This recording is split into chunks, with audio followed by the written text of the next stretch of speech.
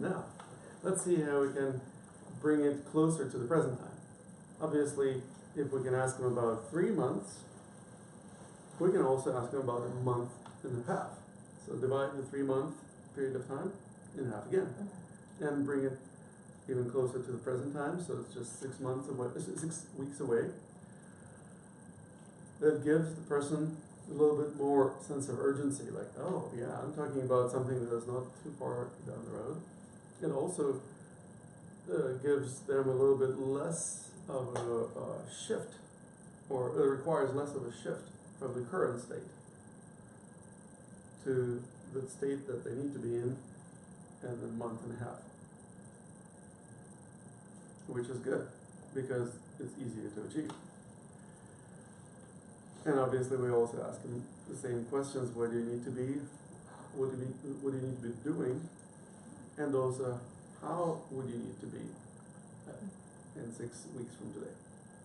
And then divide it in half again, 3 weeks. Same story, the same questions. It may get a little redundant, so you may choose when to stop, but I always bring the person at least to a week and a half from now. Yeah. And sometimes even closer to like, I would say 1 week, maybe. yeah, because There's a weekend. yeah, because what happens is this: if you get the person closer and closer to the present moment, they begin to really get it. Oh yeah, I am actually on the right track already, and I'm doing what I need to be doing in order to manifest my dreams. What is that? Well, talking to you, my friend. That basically it creates the conviction in that person's mind that they actually are on the right track, and they are going in the right direction, and they have the right support system that would help them achieve what they aspire to achieve. And the proof of that is the very conversation with the potential coach. Exactly. And also, if you ask them, so what do you need to be doing, let's say between now and next week, they may even come up with some good homework for themselves, which is a cool thing. Instead of you as a coach giving the person the homework, okay, you need to be doing this and this and this, and I will check it. No, you actually do this a little bit more subtly. You can literally ask them, what kind of things would you need to be doing between now and, let's say, next week? Now, the conversation can go in 2 ways. It can go in this way. Okay, so now you know what to do between now and next week. Would you like us to schedule a session for next week to continue this journey?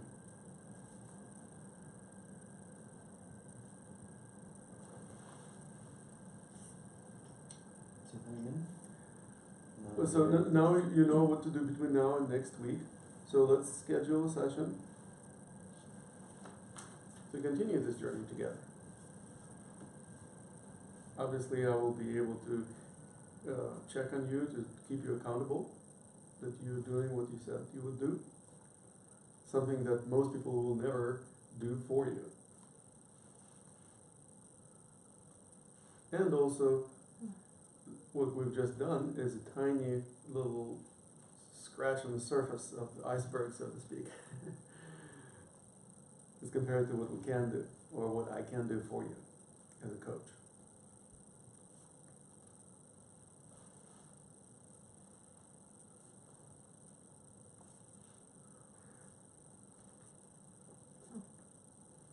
But also a very important question is actually based on the fact that we've worked on this timeline. And I simply explained to them that I don't work on a session-by-session basis. I don't just schedule a session, okay, well, do you want to meet next week? We set up a program. And as you can see, we've already developed a pretty solid outline of this program. Do you see that? Well, most people will nod their head and say, yes, I see that, because we obviously went over timeline, and we develop certain understanding where a person needs to be at one point and another. Now, would you like me to commit to working with you as your coach for 3 months or for 6 months? Or would you like me to work with you for a whole year?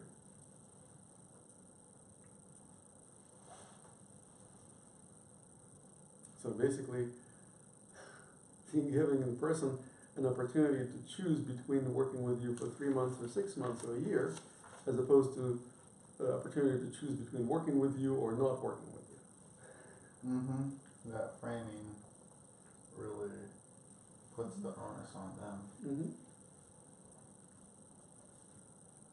So you'd say, so, and they might not even be able to answer that question until, say, the second session. You know? Maybe. It's better if they answer it sooner rather than later. Right. Because you don't want them to drag their feet. No, so you can meet them at the second session. I find in my world, people try each other on. It's actually a natural resonance check, whether people know that's what they're doing or not. Mm-hmm. Now, that second session, you might, other questions might show up. How was this last week? Which might flesh out, then they'd be able to say, you know what, holy shit, I need you for like the next 5 years. Let's redo this timeline, because they had a moment to sit with themselves, a few days, really. Yeah, so I'm not opposed to the idea of having more than one, maximum 2 Right. Preliminary sessions before the person actually enrolls. Yeah. But remember that these, unlike your case, Okay. these are most likely going to be free Case sessions. Oh, that's true. I usually don't charge for the initial session. In your case, the person comes to you, they're going to pay for your massage. Yeah, that's true. In this case, usually this is a conversation that is basically framed as a kind of introductory session or orientation session, and it's given free of charge. Now, you don't want to give away too many free sessions unless you're just doing a part of our apprenticeship program where you're simply offering pro bono sessions to friends or colleagues. That is a different story. So you say you're offering them a personal coaching program. Exactly. Always coaching program, Okay. even if it is a free program. So let's wrap our minds around this. Even if you are going to do it on a pro bono basis, still you're creating a program, because you will have much easier time maintaining accountability if the person actually has a game plan. If Well, there's it no helps game plan, foster trust. exactly. So it fosters trust and creates accountability for both parties. Right. Okay. Yes.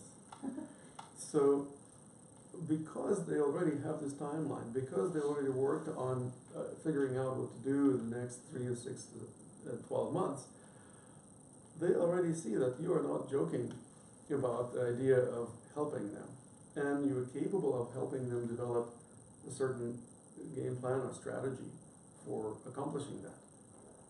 Now, an important statement to make is this, and the way I usually frame it is like this: I will be able to commit to working with you for this long if you commit to working with me for this long.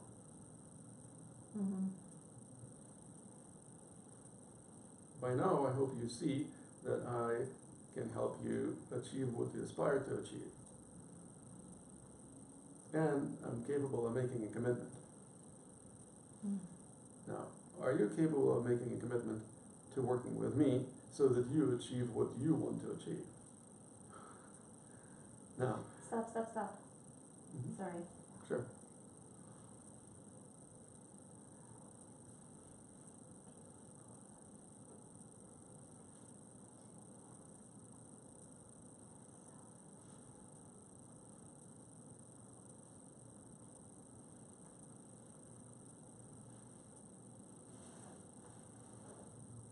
Okay, so I have written down verbatim, I will commit to working with you for this long if you will commit to working with me to achieve your dream.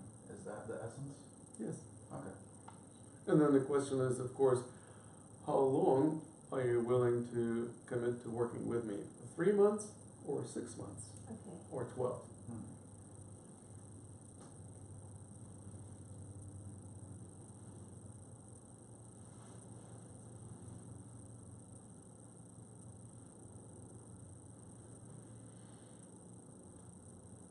Sometimes I even don't mention the 3-month option. To tell the truth, I prefer to make a longer commitment and to require a longer commitment. So I would say, would you rather commit to working with me for this entire year? Or would you rather work for the first half of the year and then we will debrief and see how well we've done, and then recommit to working for the next 6 months?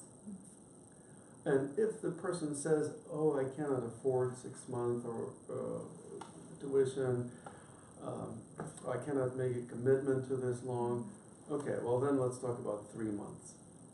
So basically this is kind of like a way to ease them Mhm. into the coaching program. I would say 4 months, because lots of people divide up their year into quarters. Well, remember we were just dividing the I length of time know, in it half. goes against your math, but. It goes against the math, so I wouldn't go against the math.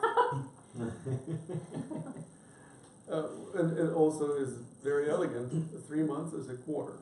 A lot of people think in quarters, and it's the way that many businesses and educational institutions operate by semesters, so Oh, that's right. totally I was reasonable. thinking a quarter, so the number 4 came in, like 1 quarter. Yes, I So get what 3 you're months, okay, saying. thank I you. get, I understand. Quarter is 1/4. Yeah. Oh. That's where the Math. 4 came in. I always need Yeah. help with numbers. Me too. Okay. Okay. So let's not go against the math. No. Okay. Obviously, if the person says, I cannot commit to even 3 months, then we have to ask them, well, what is going on? Because it's your dream. Are you not interested in manifesting it? If I'm willing to commit to making your dream happen, how come you aren't willing to commit to achieving that? It's like, it's not even my dream, it's your dream. Are you not interested? So basically we kind of place a little bit of a, place the person in a slight discomfort. We don't want them to be really comfortable here, because if they're comfortable, they will just like, I don't really care about this dream. If they don't care about this dream, then obviously they're not motivated. I would go further to say that that's not really a dream that they value. Yes, and that's the next thing that I would say. Is this really even your dream, or is this really in alignment with your values? And also,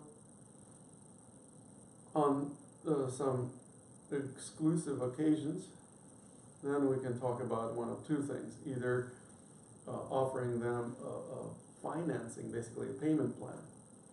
So if a person cannot afford to pay a lump sum even for 3 months, which is relatively a short amount of time, fine, we can actually break it into monthly payments.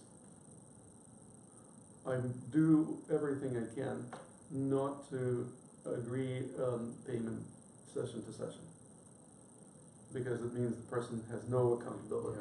It's no commitment, no accountability. Yeah. It's one of those cancel anytime contracts, which is the opposite of what you want. Exactly. And speaking of contracts, I'm relatively relaxed about paperwork, but pretty much every coach I've worked with and studied with all have coaching contracts. So I have coaching contracts, and I will be happy to provide you coaching contracts in our next module when we start talking about business development for Qigong coaches. And I will actually start implementing them myself, because when the person makes a statement of commitment, it's very powerful to put the signature on the dotted line, so to speak. If the person puts a signature on the dotted line, they will be much more likely to actually follow through on the commitment and not blow you off. Now, another thing about it is that when the person prepays for a whole year or at least half a year, we give them a little discount. So, sometimes I say, well, if you prepay for 6 months, it will be only $2,500. Well, $2,500, I would sometimes actually say, well, my regular rate is $250 an hour. Now, $2,500 is only 10 hours, but you're actually gonna have 12 sessions with me. 12 sessions over the course of 3 months. So essentially you're getting 2 sessions for free. It's kind of a nice incentive. It's $500 savings, it's something. Right, because if a person pays monthly, I charge them $1,000 a month. Mm-hmm. But if they pay for 3 months, I charge only $2,500. Now, if they prepay for 6 months, I charge only $4,500. So I give them $500 more discount, or 2 additional sessions free of charge. Now, that is another really nice savings opportunity. Basically, if they take the option to prepay, they will save themselves a whole bunch of money.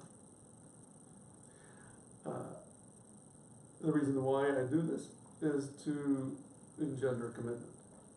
If the person doesn't make a commitment because they just don't have money or don't have the space on their credit card, for example, to charge this, then we'll basically talk about a shorter period of time.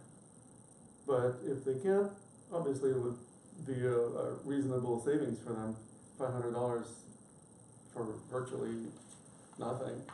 You just decide, okay, I'm gonna work with this person for 6 months, and get $500 discount. That's not shabby. Now, the reason why I can offer generous discounts is because I charge a lot.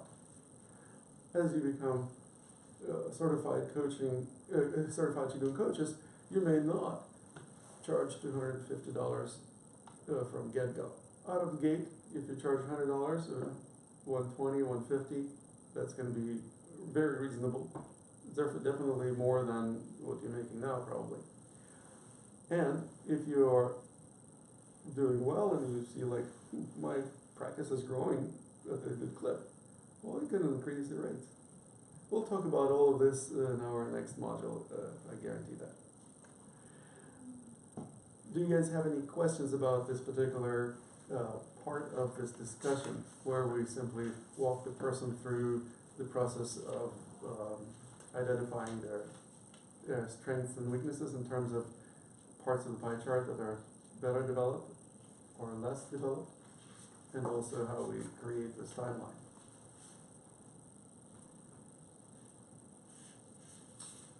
Yeah, how exactly do you reconcile the pie chart with the timeline? Good question. There are 2 ways. One is general, like we were just talking about. If you look at yourself from a point of view of a fly on a wall, what would be the energy associated with this particular part of the timeline? Now, if you see that there are different energies associated with different levels of satisfaction of all the different pieces of the pie chart, then you can literally see that the progression along the way from where they are at right now to their dream state will be also associated with changes in the levels of satisfaction along the way. Sometimes people actually don't just progress steadily, getting better and better and better. Sometimes they have certain breakthroughs. Sometimes they may also plan for a certain period of time when they're not really improving their level of satisfaction. Basically what they call a plateau. That's acceptable, and it's something that may even be planned for. In other words, they don't have to experience plateau and feel like, oh crap, I was planning on growing at this steady clip here, but I'm not. It's okay to actually schedule a plateau. Now what happens is then we also look at particular parts of the pie chart, and we compare different sides of it and see if there is one side that is underdeveloped compared to others. For example, maybe career and finances is lagging way behind the other parts of the pie chart. And look at the dream state, and we see that it's more or less even. Well, then, which part of the pie chart deserves most attention? Whichever part is less developed.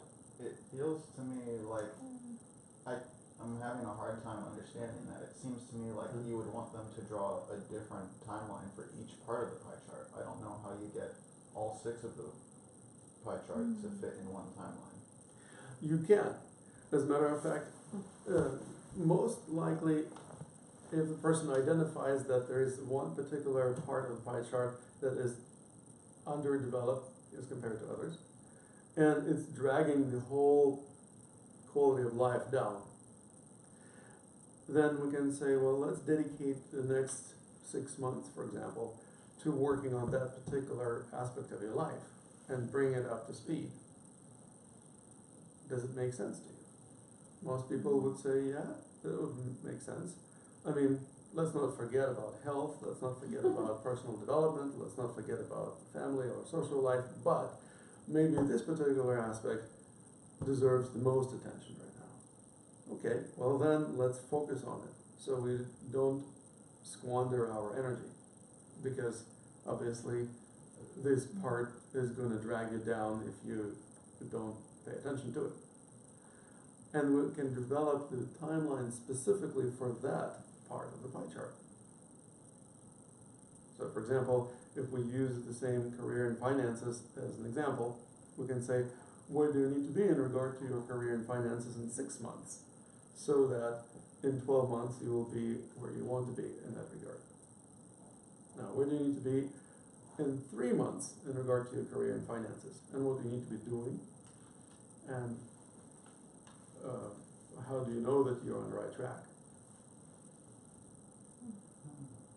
So that in 3 more months you will achieve that point of satisfaction that you said you would need to be at in 6 months. So basically, you're just constantly helping them create this type of strategy specifically for that part of the pie chart, if it's highly underdeveloped.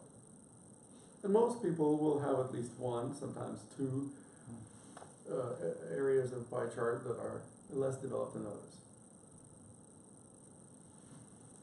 So the one that deserves primary attention may be the one that requires the pie chart. The ones that are more or less okay, well then maybe we don't really have to develop a special pie chart for each of the 6. We just focus on the one that deserves attention the most. Mm-hmm. But I can see why you'd want to keep them all in mind, because like anything, once you shift one part of the structure, the whole structure shifts. Right, so Yeah. really. So sometimes I actually, in the context of coaching, and so this is not the first, it's the first but not the last time we talk about the timelines. Okay. In the context of our coaching programs, we'll be returning to these timelines over and over again. And it can be at that point when you will ask them, well, let's take a look again at the point in time in 6 months, for example. Let's take a look at all the different parts of the pie chart and identify specific levels of satisfaction that you aspire to achieve by then in regard to health and wellness, in regard to career and finances, hobbies and sports, personal and intimate relationships, social relationships and social contributions, and personal and spiritual development. So that gives you a little bit of an overview of where the person wants to be in 6 months. It gives them an opportunity to kind of solidify in their mind's eye what the vision of that might be. And the stronger the vision, the easier it will be for them to achieve it. It's really difficult to manifest a dream that you are not aware of. So the better aware they become of their dream, the easier it will be for them to manifest it. And it's interesting that you're relating their level of satisfaction as kind of their personal litmus to their right tracking, in a sense. Yeah. Okay. There may be some other litmus tests, as you call them. Personal satisfaction seems to be the most straightforward. Sure, yeah. But there may be also some others. For example, you would say a level of accomplishment. How accomplished do you feel in a particular field? But there are some fields that don't really have that much of an accomplishment. For example, intimate and social, intimate and family relationships. They don't really land very well into The measurables are realm of tricky here. accomplishment. It's like, it'd be more like Bhutan, where it's like their GDP is happiness versus like measurable, you know, Yeah. exchanges. Mm-hmm. So the level of satisfaction, that would mean that person would have to feel it in their body somewhere, or they'd have to describe for themselves actually what that state would feel like or be like. Remember, or move there was like. the question, how would you know that you achieved it? How do you know that? Yeah. How would you know that you are at Okay. that level of satisfaction? Okay. What are the 6 parts of the pie chart again? I have personal and spiritual development, hobbies and sports, career and finance, and I can't remember the other. Health and wellness. Okay.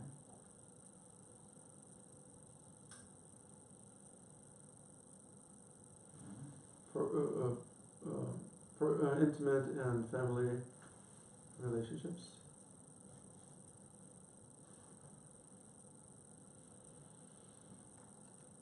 And the last one is social life and social contributions.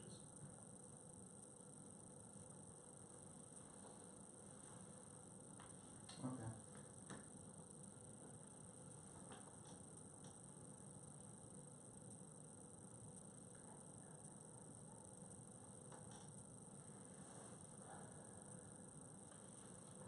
Yeah, for number T. Sure, please, yes.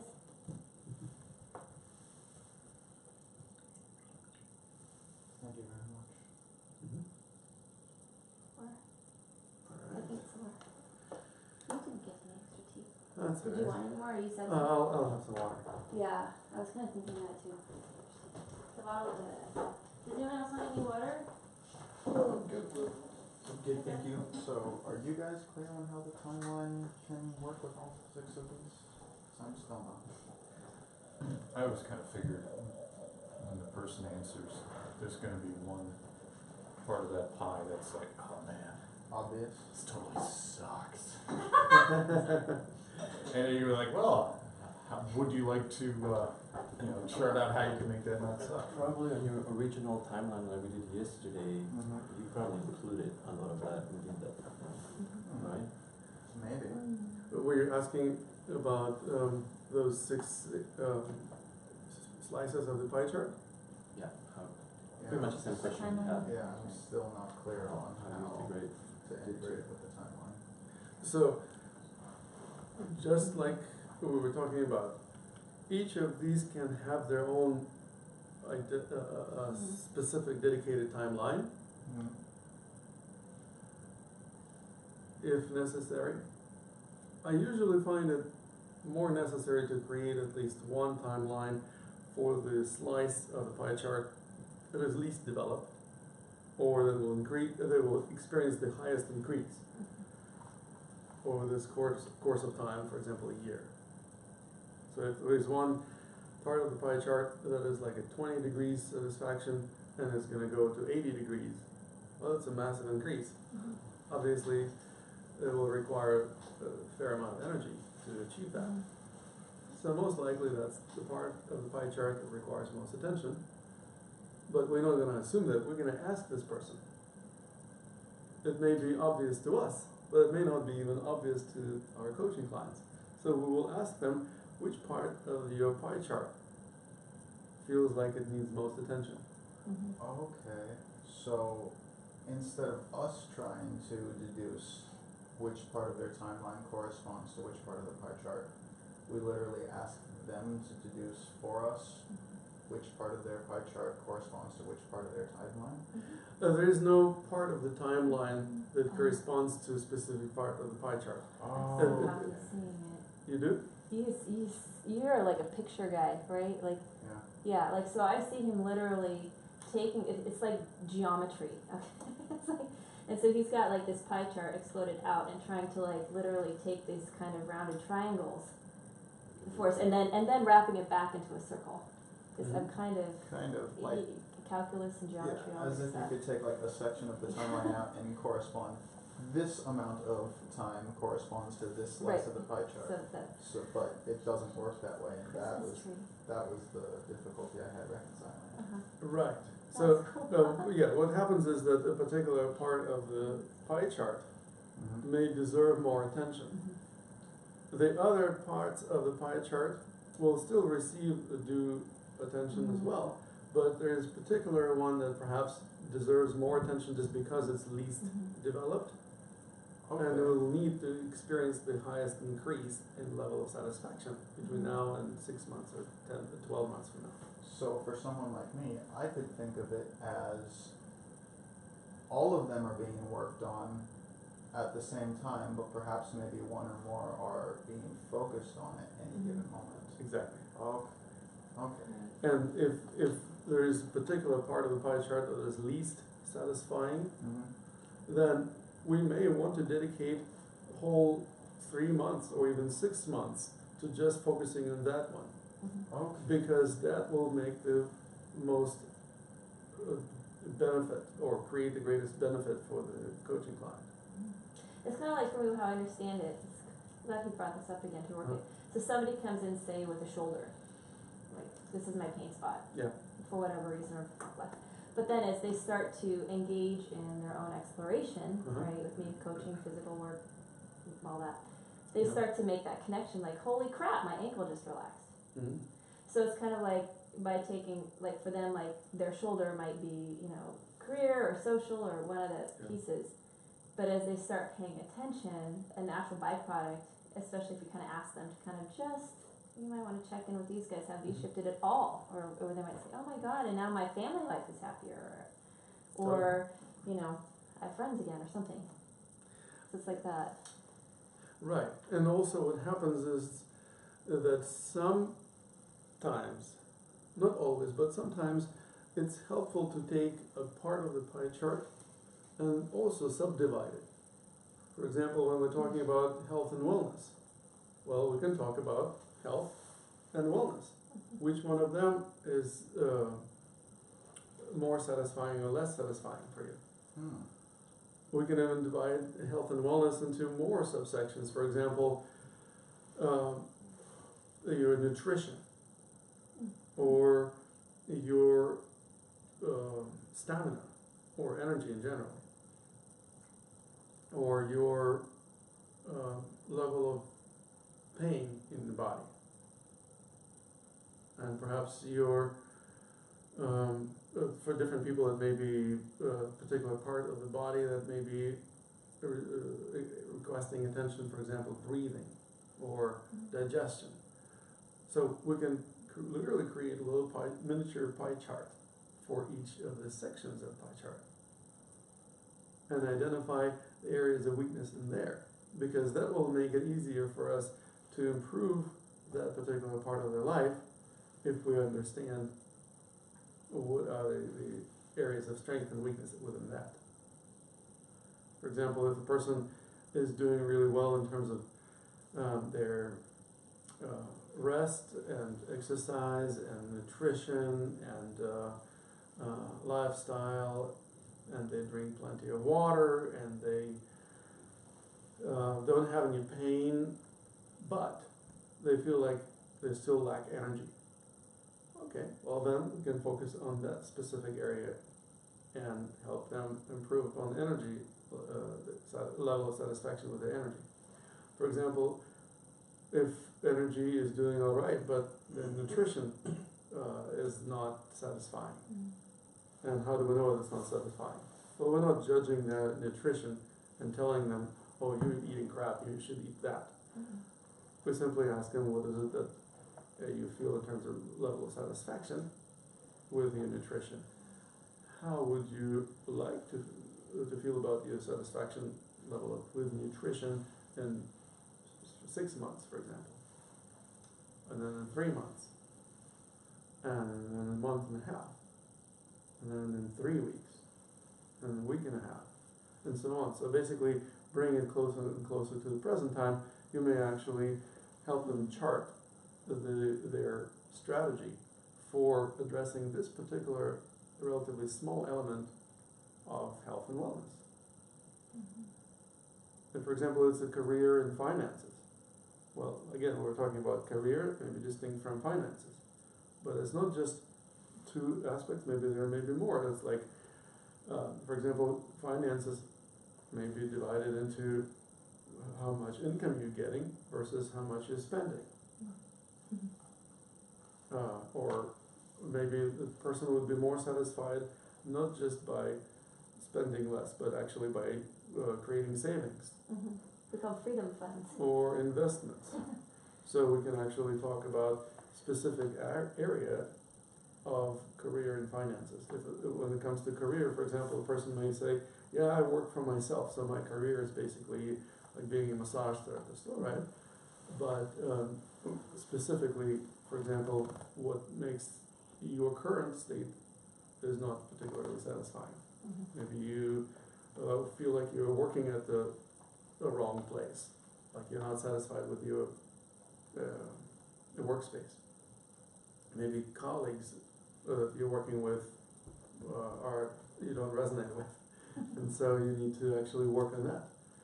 Find perhaps a different place or different people to work with. Maybe your clients or customers are not the ideal clients that you would like to work with, and so you just dread seeing those people. All right, well, let's work on figuring out who your ideal clients are. Maybe you're not charging enough money, so you're spending tremendous amount of time working with a lot of people and still not bringing in enough cash flow. Okay, well, how about we talk about raising your rates and see how you can do this consistently over the course of the next year. So you can really break it down and narrow it into how much they resonate with any specific detail of whatever you're talking about. Exactly. Okay. Now, that requires understanding of the subject matter. That's why we talk about our ideal clients basically traveling along the path that we are familiar with.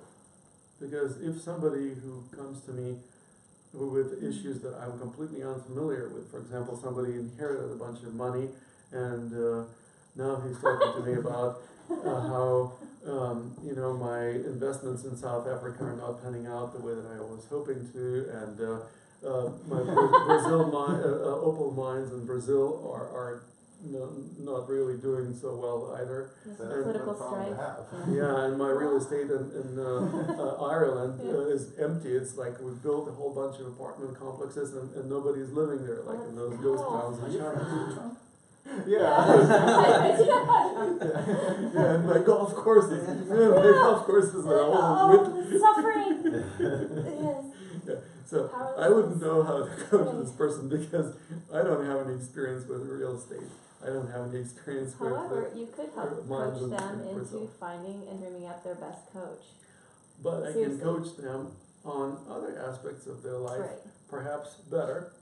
And so if they are, and in many cases, people who have this type of background, they're already doing relatively all right in terms of career and finances, Yeah, but they may be suffering from personal development deficiencies or intimate relationships. Or we were watching a movie last night, and one of the Yeah. things was if you have a bunch of money, you might not have any friends. Uh-huh. Like a man can be wealthy in either friends or money. Mhm. And some people who are very wealthy actually feel very isolated. They're just like, people only want to be my friend now because I'm wealthy, and they Mhm. feel very empty and sad, completely unfulfilled. And even their wife or husband, Mhm. you know, even that creates problems. So Right. you can Yeah. always, That's why the Yeah. idea of the prince dressing as a beggar Mm. to go mingle with the crowd, something like that. Right. right. So what we do essentially, we identify the areas of strength and areas of weakness. And obviously the areas of weakness are the ones that require more attention. If we are really working with our ideal client, who basically is following a similar path to ours, it's going to be very easy for us.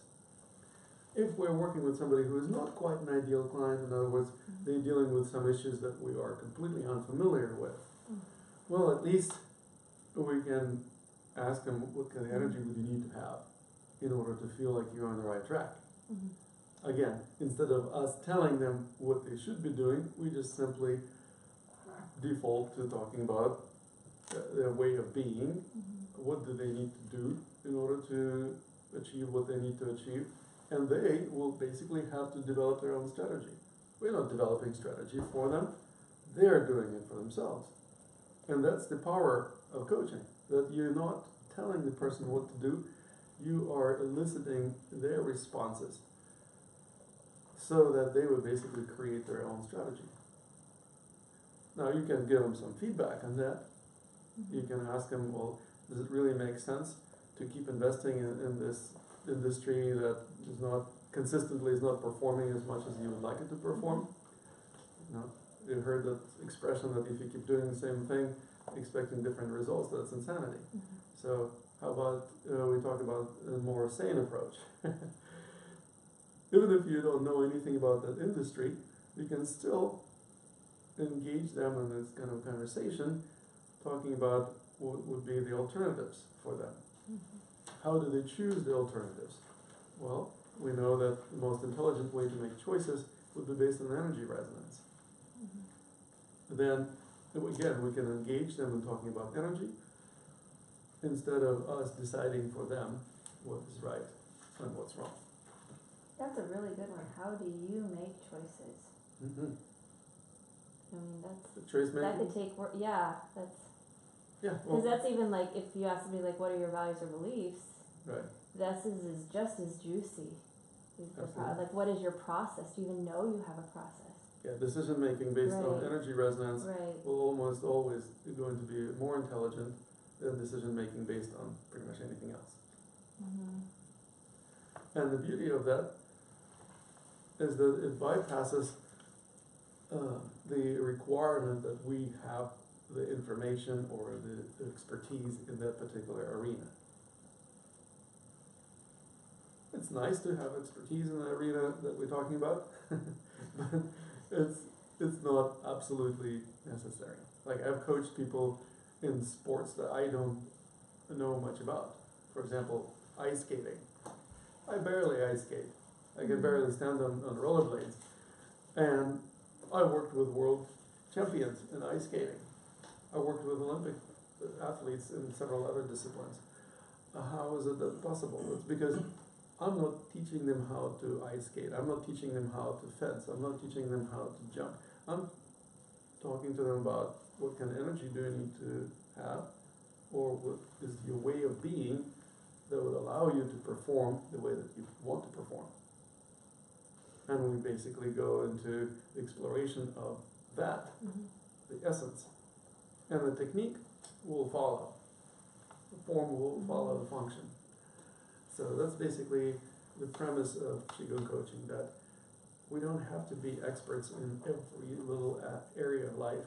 We can still help people work with their areas of life that we're not familiar with by using the medium of energy. Decision making based on energy resonance is superior. To me, almost sounds like a belief statement, though, which I agree with.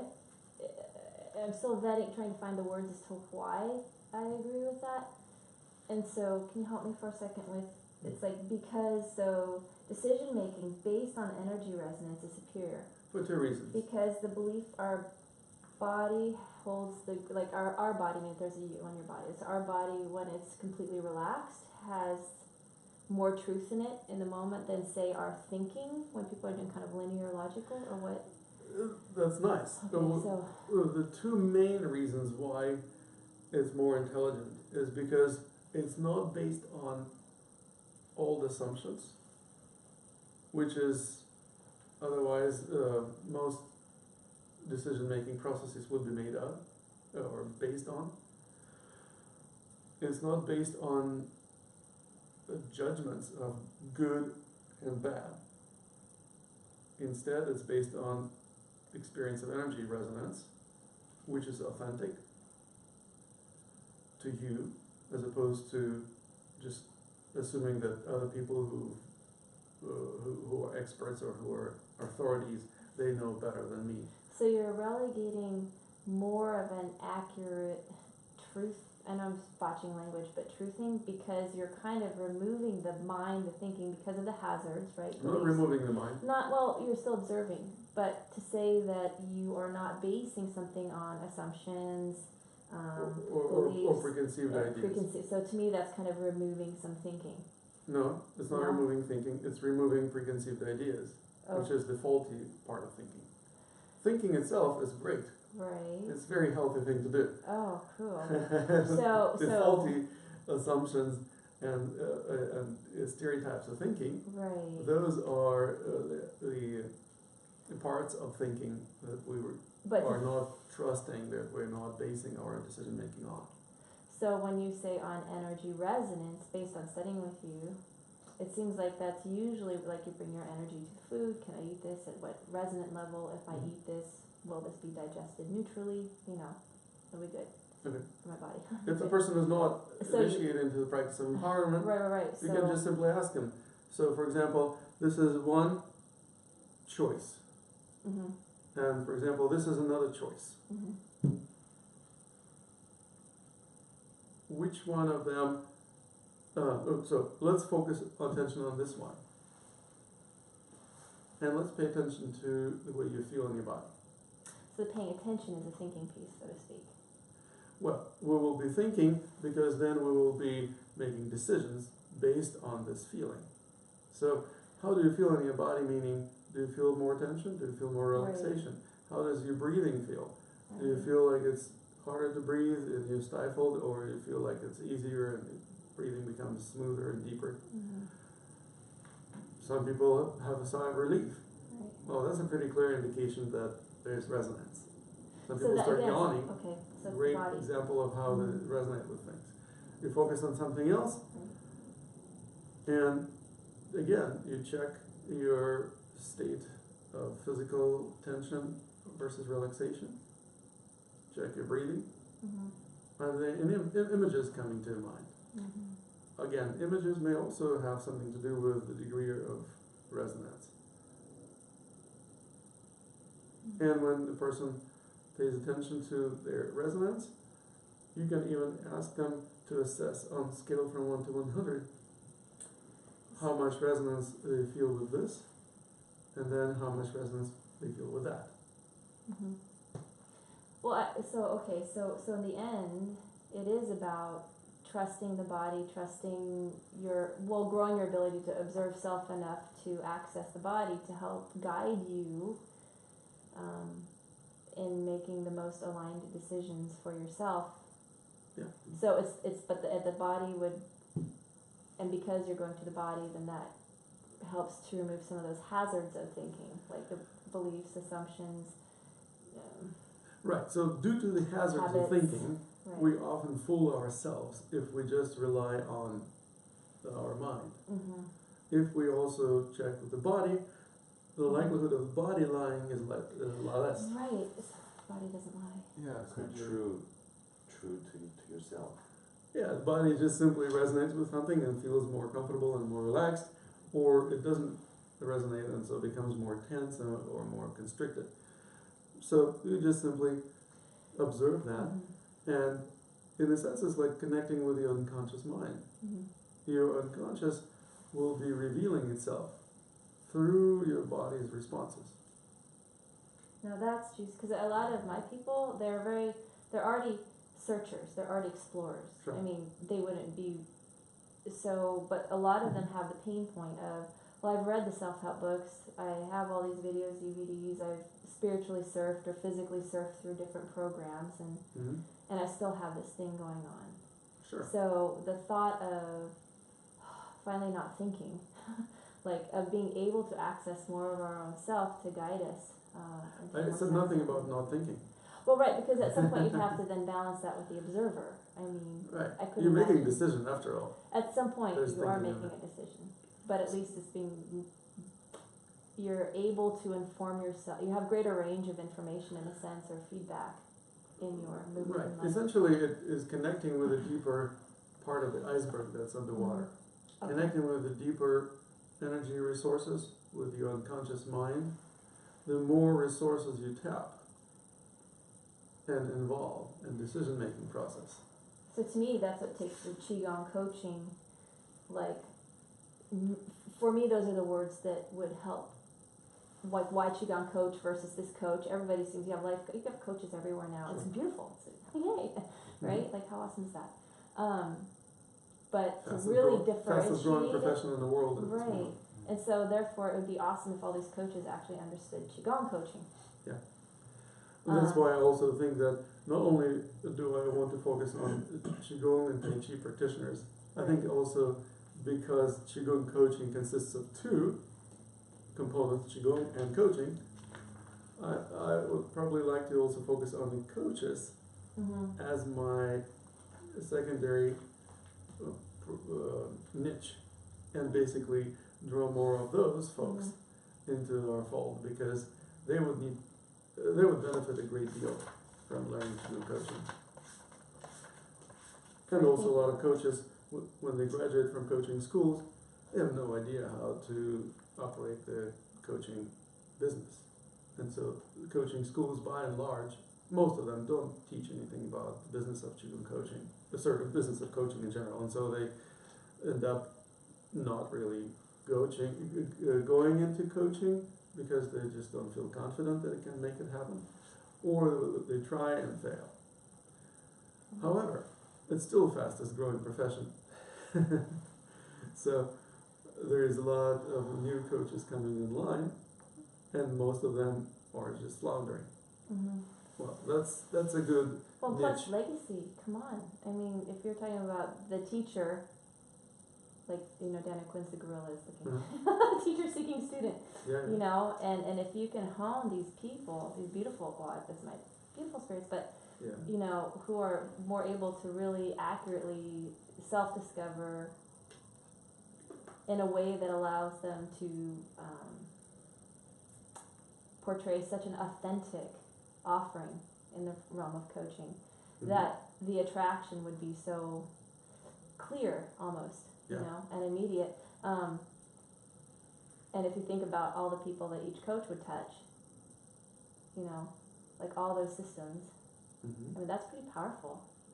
Indeed. Yeah. Cool. All right. So what we have explored so far is how to do this theoretically. Now we have a little bit of time for a practical application.